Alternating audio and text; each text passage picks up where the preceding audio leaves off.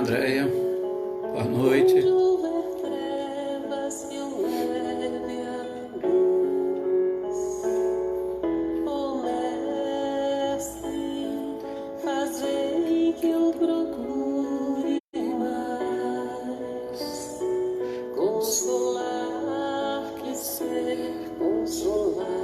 Boa noite, Leda, seja bem-vinda.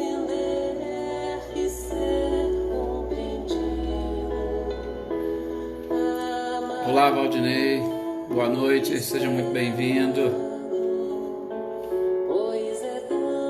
Flávio, boa noite. Andréia, que nós já cumprimentamos aqui.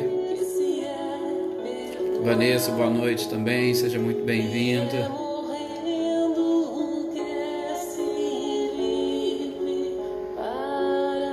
Luiz Guilherme, Marcileia, deve estar todo mundo junto lá, seja bem-vindo. Edna, Luciano também. Prazer, uma satisfação tê-los aqui para nós iniciarmos esse trabalho. Boa noite, Valdinei. Mariângela, boa noite, seja bem-vinda.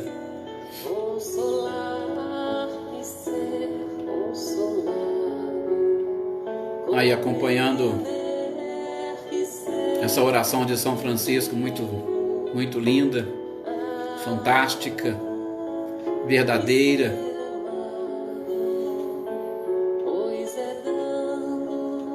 Reinaldo e a Cecília, boa noite para vocês, sejam também muito bem-vindos.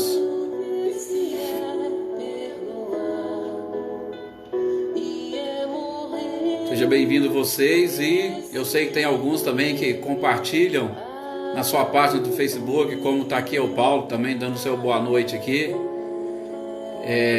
A Fátima, por exemplo, também, que compartilha no Facebook. Então tem outras pessoas que estão também acompanhando. Uma boa noite para todos vocês.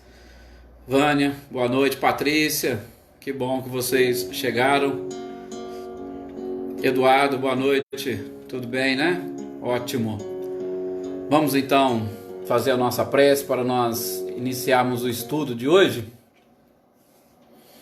Então convido a todos nesse instante a olhar um pouquinho para dentro de si,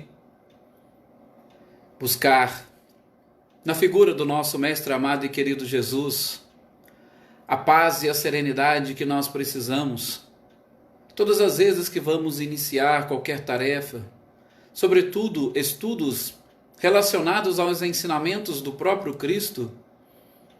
É sempre bom nós buscarmos um pouco de paz, de tranquilidade, de serenidade, facilitando assim a abertura de algumas janelas da nossa memória para podermos arquivar as informações recebidas, relembrarmos aquilo que nós já sabemos e, sobretudo, para solidificar todos esses conhecimentos necessários para o nosso crescimento, para a nossa evolução, para a nossa própria felicidade. Não nos esquecendo do nosso codificador, o bom senso encarnado que aqui esteve e que através do seu trabalho, dos seus estudos, ele que deu a sua vida, podemos assim dizer, a sua saúde em prol da doutrina dos Espíritos, que ele também possa nos inspirar a todos nós, para que juntos consigamos atingir os objetivos que ele também traçou juntamente com a espiritualidade, e que possamos buscar de uma forma cada vez mais tranquila, mais serena, atingirmos esses objetivos, pois, com certeza, isso faz parte da fé. É o caminho único que nos levará a Deus, que nos levará à perfeição, que nos levará imediatamente à regeneração que nós tanto sonhamos neste planeta. Que assim seja. Mais uma vez, muito obrigado a todos vocês que participam conosco. Também já deu seu boa noite aqui a Magda, a Joana. É muito bom poder participar e estar aqui com vocês neste trabalho de estudos. Um trabalho de estudos em cima da obra básica. Nós falamos trabalho porque, como diz a questão 675 de O Livro dos Espíritos, se não estiver enganado, Trabalho é toda ocupação útil. E a partir do momento que nós nos ocupamos com alguma utilidade, nós estamos trabalhando. Então, por isso que eu reforcei trabalho no estudo ou trabalho do estudo. Bom, sem muitas delongas, vamos dar sequência ao estudo desta obra importantíssima da doutrina espírita, O Céu e o Inferno, ou A Justiça Divina segundo o Espiritismo. E não sei se vocês se lembram, no nosso último encontro sobre esta obra, nós tecemos alguns comentários, inclusive sobre o próprio título e a página de rosto que Kardec colocou nesta sua importantíssima obra, que fez com que nós refletíssemos e principalmente com que nós viajássemos um pouquinho na própria história da humanidade e sobretudo na história do judaísmo, que foi antecedente ou que preparou os caminhos para a vinda do próprio Cristo. E, como o próprio Kardec coloca lá, justamente nessa página de rosto, um trechinho do profeta Ezequiel, nós vimos que, mesmo antes do próprio Cristo, não existia estes conceitos de penas eternas, principalmente penas eternas. Então, o próprio profeta Ezequiel já traria para nós um pouco dos conceitos ou do conhecimento dessa justiça divina, cujo objetivo principal, como consta nessa mensagem, é justamente procurar salvar os ímpios. É buscar os próprios pecadores e trazê-los, porque, com certeza, como o próprio Cristo disse, nenhuma ovelha do seu rebanho se perderia. E Deus não criou ninguém para a infelicidade ou para o sofrimento, e muito menos para penas eternas. Então, nós vimos alguns desses aspectos e, sobretudo, nós trabalhamos um pouquinho essa questão do prefácio e, como ficou pelo menos definido, algumas pessoas pediram, nós vamos fazer alguns comentários sobre este prefácio. Por quê? Até nós ainda colocamos aí, vocês que estão nos acompanhando e chegaram agora, ou outras pessoas que poderão ver este vídeo futuramente, podem pegar o livro A Gênese e de repente ver lá, olha, mas no meu livro, na minha edição, não tem um prefácio. Então, só esclarecendo, o prefácio do livro Céu e Inferno apareceu na primeira edição que Kardec lançou em 1865 e depois na quarta edição, que serviu de parâmetro para a tradução das edições que nós temos aqui no Brasil, ele desapareceu. A gente já vai falar um pouquinho sobre isso, inclusive alguns comentários de um dos tradutores da Federação Espírita Brasileira. Mas chamando a atenção dos senhores, mais uma vez, gente, infelizmente esta é uma obra de Kardec que ela, talvez podemos usar essa expressão, não teve muita aceitação, nem na época do codificador, e a gente pode perceber que nem nos dias atuais. Sim, na época do codificador, só para nós termos uma ideia, saiu essa primeira edição em 1865, a segunda edição foi sair só 3 anos depois. E o que é interessante? Se nós pegarmos, por exemplo, a Gênese foi uma obra de Kardec que em um único ano foram necessárias 3 edições. Saíram 3 edições da Gênese, por quê? Porque as primeiras foram se esgotando. Já o livro Céu e Inferno, infelizmente não. Ele foi lançado, a sua primeira edição, onde consta inclusive este prefácio, e a segunda edição saiu só em 68.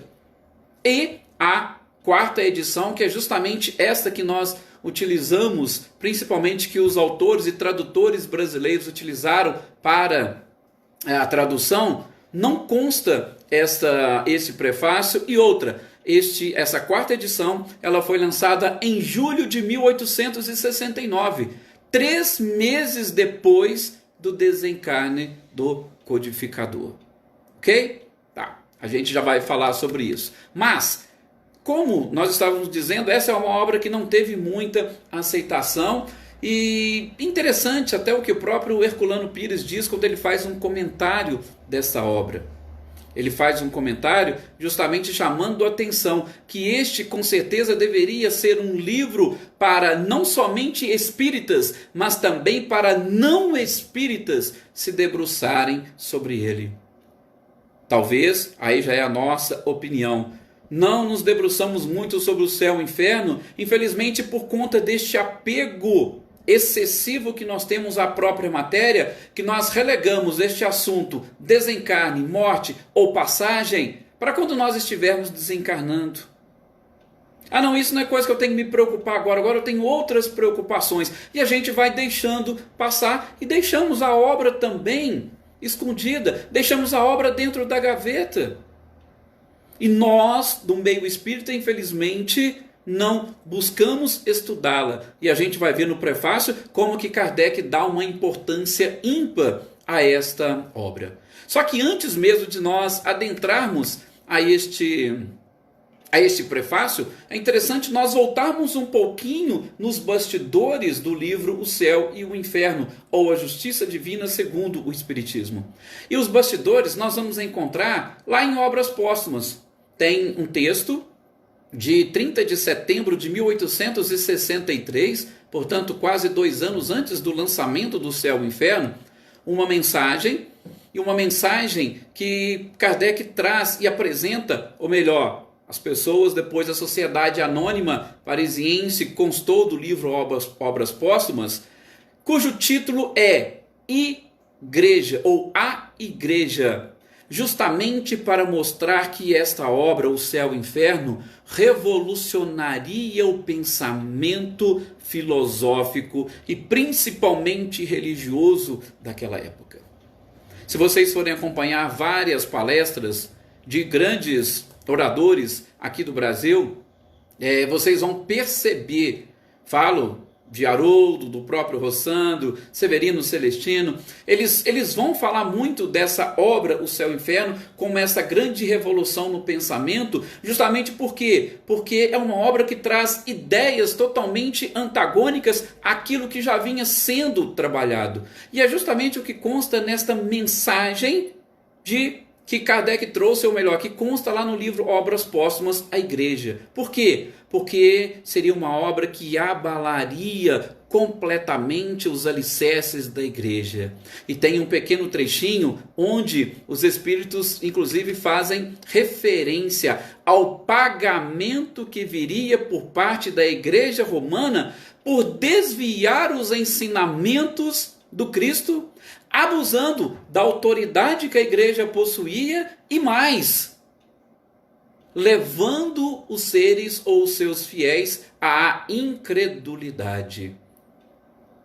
Veja, a mensagem fala exatamente isso. E que, a partir daquele momento, porque o livro do Evangelho segundo o Espiritismo já estava para ser lançado, e depois, na sequência, a gente vai ver no prefácio, Kardec vai falar que o Céu e o Inferno também foi lançado com esse objetivo. E a partir daí, inclusive, fomos mudando um pouquinho o conceito doutrinário sobre o Espiritismo, até a questão do aspecto religioso, mas que esta obra, sobretudo juntamente com o Evangelho segundo o Espiritismo, ele iniciaria uma luta, não da igreja contra o Espiritismo. Sim, porque muitos entendiam que era a igreja ou o Espiritismo veio afrontar a igreja. Não, mas Kardec fala, ou melhor, nessa mensagem está escrito que a luta da igreja não seria contra o Espiritismo, mas seria contra o próprio progresso da humanidade.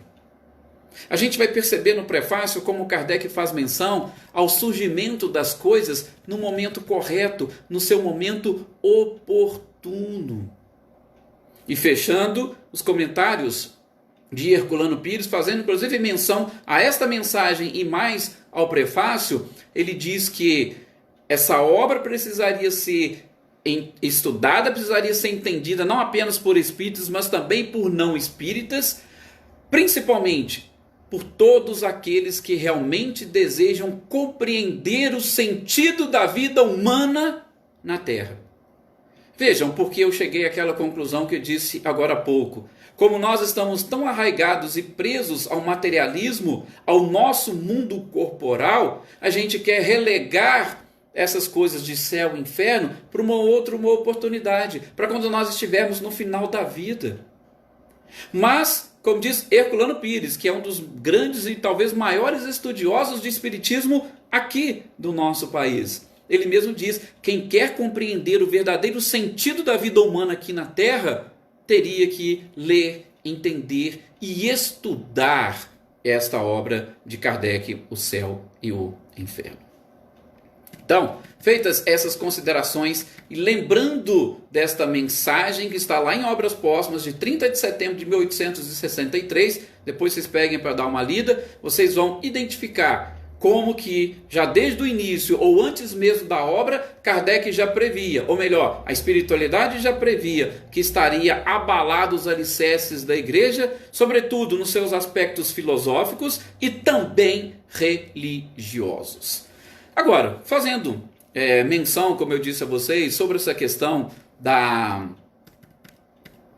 do prefácio nessas edições, alguns autores comentam que parece que foi um deslize do próprio tradutor brasileiro dessa obra em específico. Mas nós não podemos esquecer que, primeiro, foi em 69 que foi editada essa quarta edição. E essa quarta edição não contou com Kardec. As alterações consta inclusive na Revista Espírita, inclusive de julho de 1869.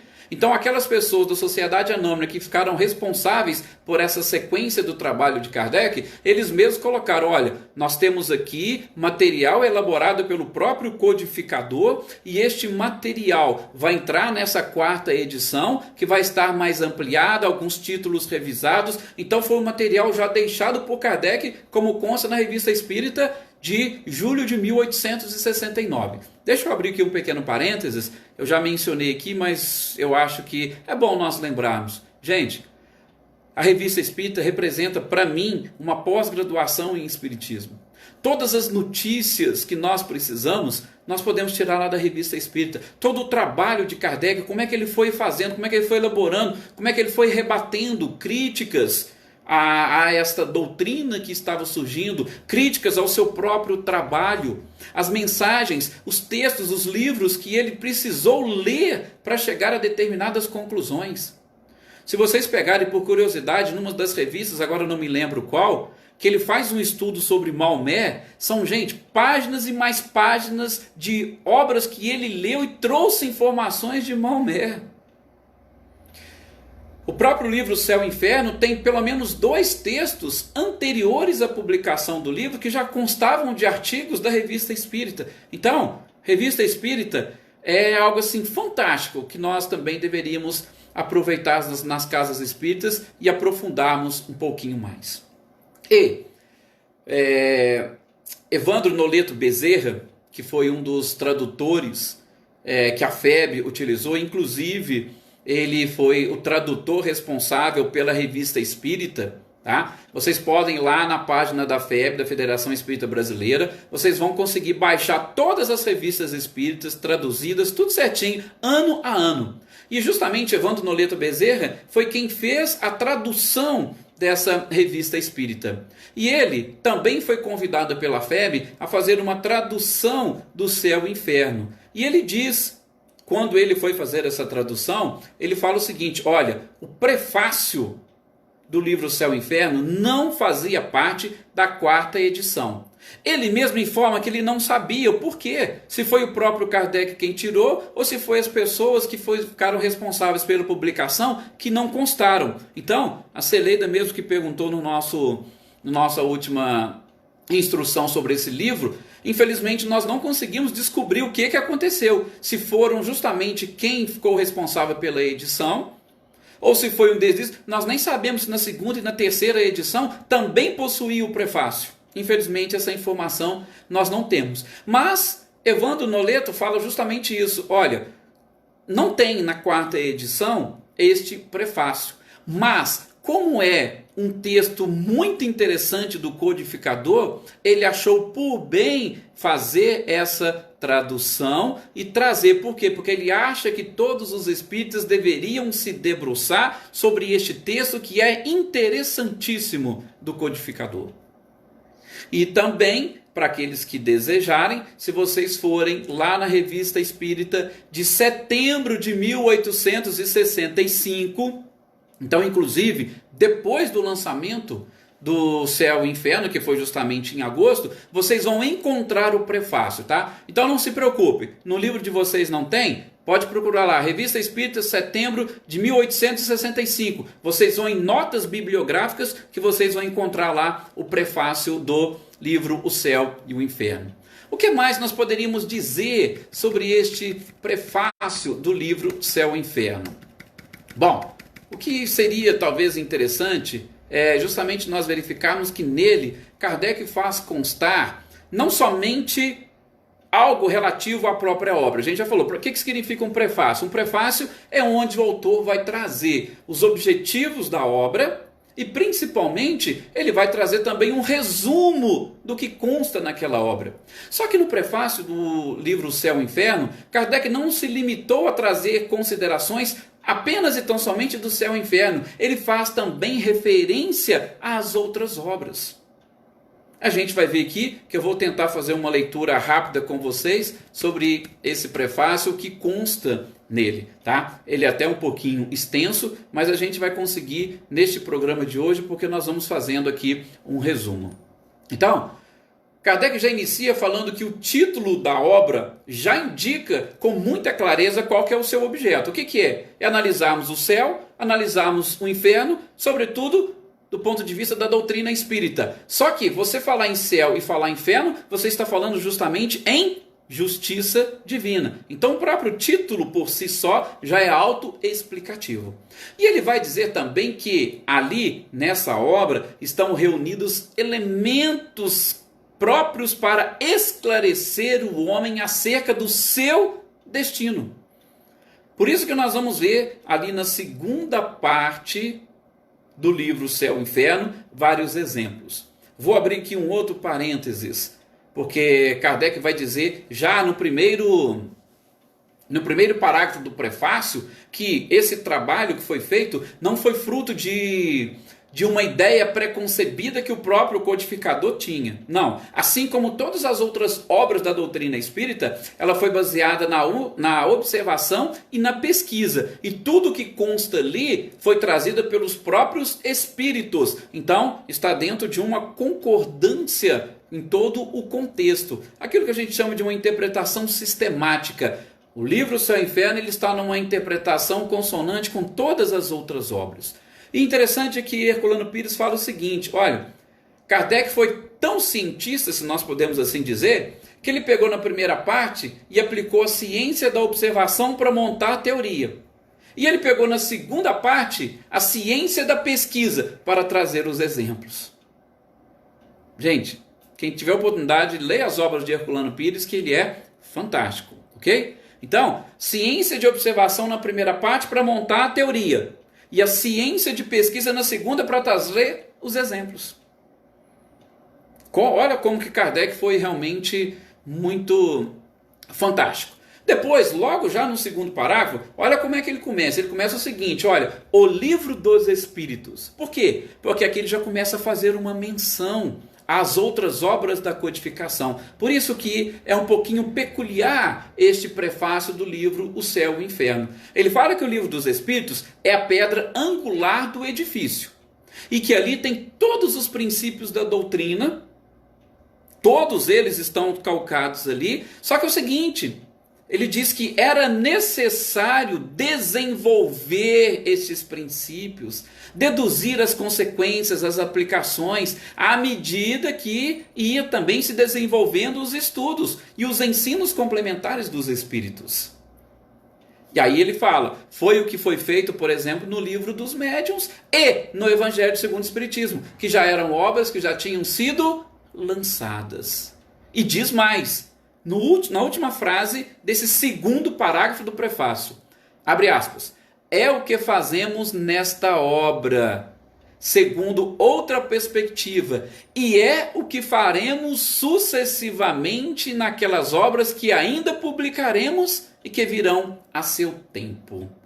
Fecha aspas. Ou seja, Kardec já menciona ali que viria depois a Gênese para fazer o complemento ou as explicações dos princípios contidos nessa obra, pedra angular do edifício, o Livro dos Espíritos. E como nós sabemos, o Livro dos Espíritos está ali calcado. A sua primeira parte ela é mais bem desenvolvida na Gênese, a segunda parte no Livro dos Médiuns, a terceira parte o Evangelho segundo o Espiritismo e a quarta parte o livro Céu e Inferno. Então, o próprio Kardec já deixou isso muito claro para nós no prefácio do livro O Céu e o Inferno.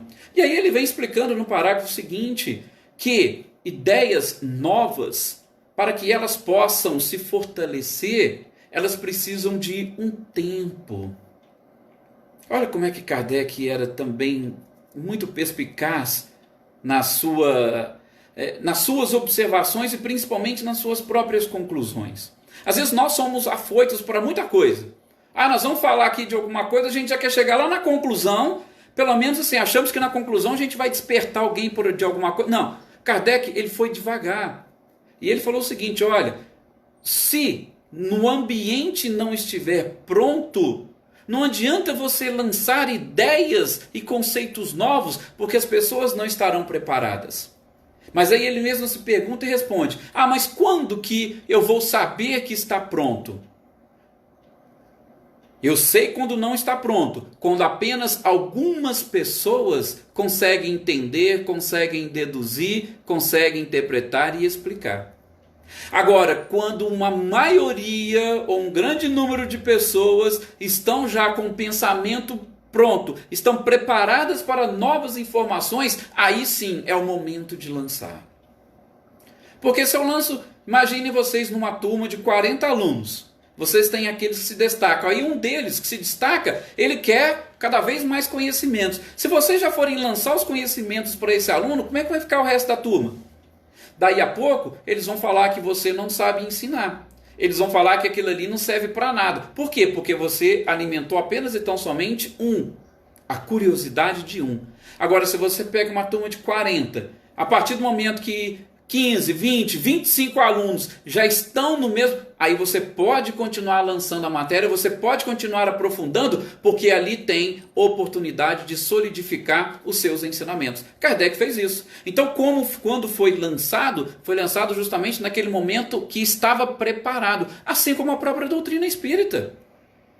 Todos nós sabemos e já vimos isso. O Espiritismo veio no momento oportuno. Qual que é esse momento oportuno? O momento em que a ciência era dominante, o momento em que as observações e principalmente as oportunidades para que todas as pessoas tivessem acesso ao conhecimento pudessem também buscar algo novo e algo diferente, pudessem pensar. Vocês imaginem, as pessoas até certo tempo não poderiam sequer pegar a Bíblia, abrir e ler. As pessoas não tinham liberdade para interpretar o que estava escrito na Bíblia. Esse domínio era exclusivamente da igreja. Era a autoridade da própria igreja. Agora, o Espiritismo veio justamente numa época em que estes pensamentos já estavam disseminando. Época de diversas revoluções, o próprio iluminismo. Nas artes, como que o negócio foi se expandindo. E o livro Céu e Inferno, a mesma coisa. Depois que o Espiritismo estava assentado em bases bem mais sólidas, aí sim ele poderia abalar um pouco dessa estrutura. Qual estrutura? A estrutura que o Evangelho segundo o Espiritismo chegou a abalar. A estrutura da própria igreja. Sabemos, inclusive, que naquela época, alguns reis e imperadores começaram a se insurgir contra a própria igreja, coisa que não era comum. Na própria França, Napoleão foi um dos que se insurgiu contra a igreja, contra esse domínio da Igreja Católica Apostólica Romana. Então precisaríamos abrir este campo, abrir este leque. E o livro Céu e Inferno veio justamente naquele momento onde já tinha se solidificado as bases doutrinárias com o livro dos Espíritos e com o livro dos Médiuns. O Evangelho deu aquele pontapé inicial. Olha a mensagem que está lá na Obras Póstumas de 1863. O Evangelho deu o pontapé inicial. E aí vem o livro Céu e Inferno para, vamos assim dizer, acabar de derrubar estes dogmas. Sim, esta é a palavra correta que o próprio Kardec utiliza no prefácio. Precisaria derrubar estes dogmas onde estavam assentados todos os princípios da própria igreja, ou da autoridade que a igreja possuía sobre a humanidade. Então, o livro Céu e Inferno veio no momento correto. Kardec ainda cita que as ideias prematuras, elas abortam porque não se está maduro para compreendê-las. E depois que você lança os princípios da doutrina, com base no livro dos Espíritos, e aquilo ali vai se assentando, e as pessoas vão entendendo, acabou. O que nós vimos acontecer com o Bezerra de Menezes? Ele ganhou uma obra, o livro dos Espíritos. A gente já sabe da história fantástica que gastava uma hora e pouca para ele do trabalho até em casa. Ele pegou e falou, eu não vou para o inferno por ler uma obra dessa. E começou a ler, e o que ele foi lendo ali, o que aconteceu? Qual que foi a conclusão dele? Poxa, mas tudo isso aqui eu já sei. É a forma como eu entendo. Eu compreendo exatamente desse jeito. Lógico que Bezerra fazia parte exatamente dessa equipe, a gente pode ver com muita clareza lá no livro Brasil, Coração do Mundo e Pátria do Evangelho. Foi um dos missionários que veio para cá com uma função específica. Mas tudo bem, outras pessoas já passaram pela mesma coisa. Eu tenho certeza que muitos de vocês conhecem alguém que, poxa, mas eu também concordo com isso. Eu nunca entendi dessa forma. Eu tenho bases católicas. E desde pequeno tem algumas coisas que eu começava, que eu questionava na igreja, mas como que pode ser isso? Não dá para poder entender, não dá para poder aceitar. É lógico, a gente não podia questionar, mas dentro de mim, lá na minha própria mente, eu ficava questionando. E confesso a vocês que quando tive contato com o Espiritismo, falei, opa, peraí, isso aqui realmente está muito mais lógico do que aqueles conceitos, aqueles dogmas que eu aprendi. Aquela profissão de fé que eu era obrigado a aceitar sem sequer questionar. Então, Kardec veio trazendo essa obra justamente o que? Com base, ou tendo depois de solidificada a doutrina, especificamente com o livro dos Espíritos, aí sim, vamos lá, vamos dar sequência a esses esclarecimentos. Fala ainda o codificador no prefácio, que os espíritos que presidem esse grande movimento regenerador, vejam como naquela época ele já utilizava o espiritismo como este pontapé inicial para a própria regeneração. Então nós já estamos em processo de regeneração, não é de hoje, já tem um certo tempo. E o próprio Kardec coloca isso no prefácio. Os espíritos que presidem o grande movimento regenerador agem, pois, com maior sabedoria e previdência do que podem fazê-lo os homens, posto que eles apreendem a marcha geral dos acontecimentos, enquanto nós não contemplamos senão um círculo limitado do nosso horizonte. De novo, é como a teoria da presciência que a gente vai estudar lá na Gênese. Quando você está de cima, e tem um texto do Evangelho que fala a mesma coisa, quando você olha o problema de cima, você vê que ele é bem menor do que aparenta. Sim, e os espíritos que estão os responsáveis pela doutrina, eles estão enxergando de cima. Eles não enxergam com essa ideia imediatista igual a gente. Eu tenho certeza que muitos de vocês, assim como já aconteceu comigo, e a gente vai aprender lá no livro dos médiuns também os tipos de espíritas, em especial os espíritas exaltados, que podem trazer mais prejuízo para a doutrina do que ajuda. Muitos, quando apreendem a doutrina, quando chega, já quer logo esparramar e que todo mundo seja espírita a partir daquele momento. Mas a gente sabe que não é assim. Hoje nós sabemos que não é assim. A experiência nos mostra isso. E o próprio codificador já tinha falado. Nós não estamos aqui com esse objetivo de simplesmente juntar um número enorme de adeptos. Não. Inclusive nós falamos ontem, né? O Espiritismo não vai ser a religião do futuro, pode ser o futuro das religiões. Mas a gente vem com essa ideia, só que os espíritos não. Por isso eles fizeram um trabalho bem solidificado. Primeiro a base e depois as outras informações. E depois nós vamos abalar os alicerces que, infelizmente, ainda estão dominando o mundo. E por isso também esse texto, ou esta mensagem fantástica lá no Obras Póstumas, intitulado A Igreja, justamente para mostrar estava sendo derrubado um império aqui no Ocidente. É interessante nós falarmos isso, por quê? Porque quando a gente formos estudar aí as doutrinas, gente, o céu e o inferno não têm a mesma conceituação aqui no Ocidente e lá no Oriente. Eles têm uma visão diferente de tudo isso.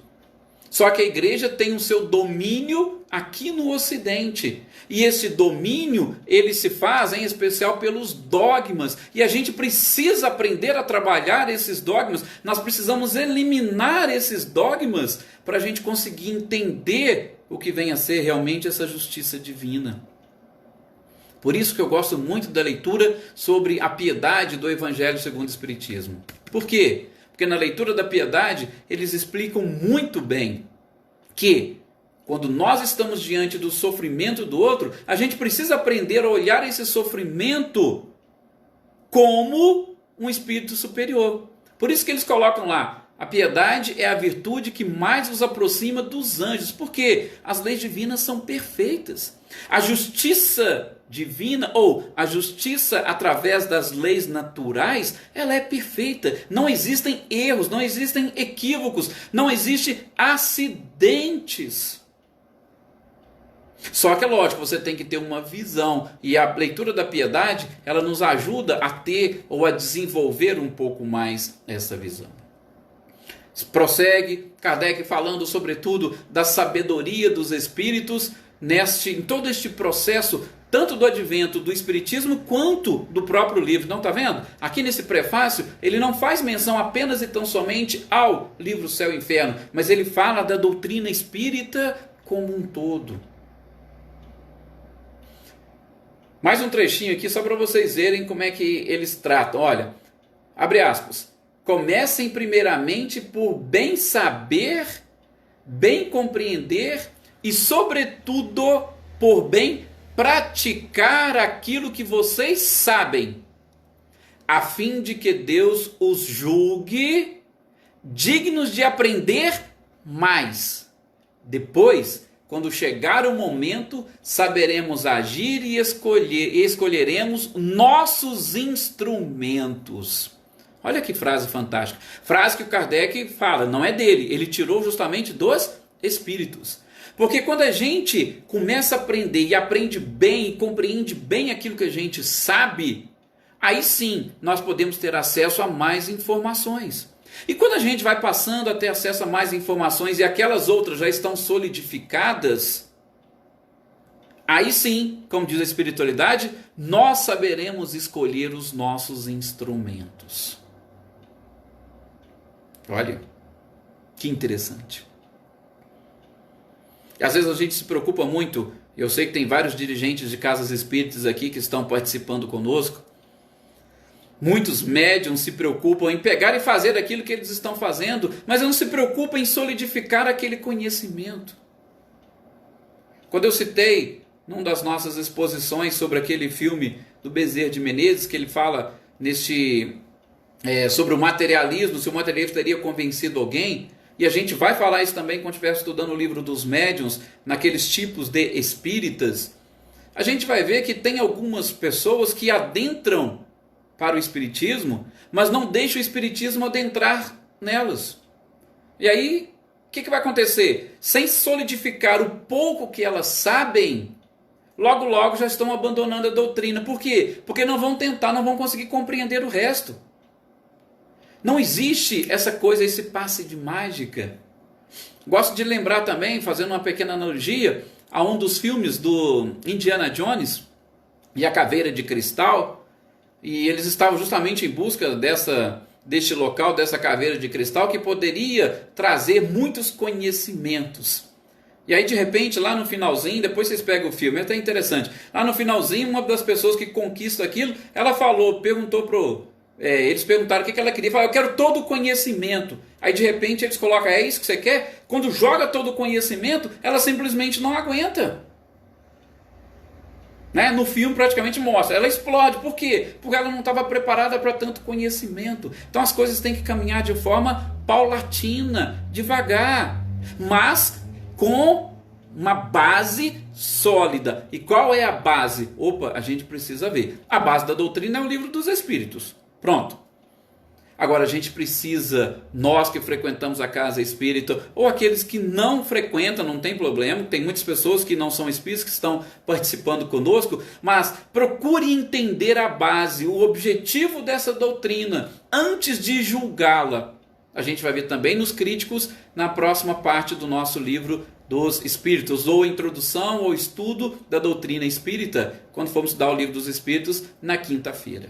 Tá? Então, e uma outra partezinha interessante que Kardec coloca, nós já estamos chegando no finalzinho aqui, eu quero tentar terminar isso aqui com vocês. Ele coloca assim, ó, abre aspas, no prefácio, hein? O dogma das penas eternas aqui é encarado de uma maneira especial e refutado por meio de argumentos tirados das leis da natureza e que demonstram não apenas o seu lado ilógico, já assinalado 1000 vezes, mas a sua impossibilidade material. Olha por que o Espiritismo é a doutrina da lógica.